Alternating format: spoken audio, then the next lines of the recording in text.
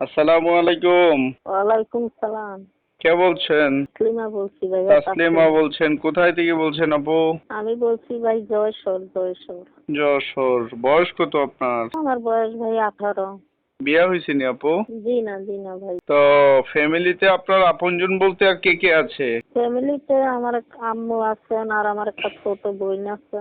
এই বুঝতে পারছেন, আম্মাটাও অসুস্থ, বুঝতে পারছেন ভাই। বিয়ে বোনটাকে হয়েছে নি পড়াই। আপনার?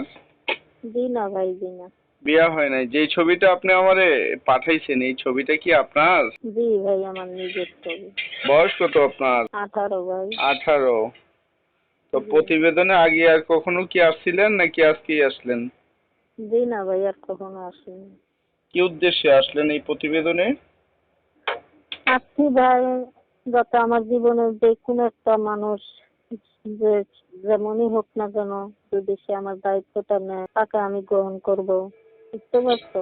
জি। আর আমার আম্মাটা অসুস্থ, সে যদি আমাকে ভালোভাবে রাখে, ভালোভাবে চলায়, তার হয়েই থাকবো। আর আমি ক্লাস মেট্রিক পর্যন্ত পড়ছি, মেট্রিক পাস করছি, এসছি আবেগেও পড়ছি, আবেগ কানেও পড়ছি, আমি পড়তে করছি কোনো বাইরে যাতে খারাপ মতলব নিয়ে কথা না বলে, যাতে ভালো একটা মানুষ আচ্ছা, আমার এখন জীবনে আপনার আসে। এই কথাবার্তাগুলি শুনে চেহারাটা দেখে কোনো হৃদয়বান লোক যদি আপনাকে বিয়ে করতে যদি চায়, সে যদি বিবাহিত হয়, সংসারিত হয়, তাহলে কি আপনার কোনো অসুবিধা আছে? জি না, আমার কোনো সমস্যা নাই। সে যদি সমস্যা নাই। আমাকে ভালোভাবে রাখে। দেশ বিদেশ থেকে কেউ যদি আপনার সাথে কথা বলতে যদি ওরা চায়, আপনার ইমো নাম্বার আছে?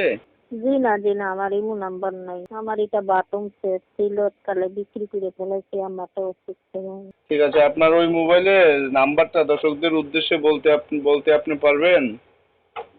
আমি যে নাম্বারটা আপনাকে দিয়েছি সেই নাম্বারটাই। ঠিক আছে, আপনার এই নাম্বারটা আমি দর্শকদের উদ্দেশ্যে ভিডিওর স্ক্রিনে আমি দিয়ে দেবো। আচ্ছা, ঠিক আছে। তো আল্লাহ হাফেজ। ওকে, আল্লাহ হাফেজ।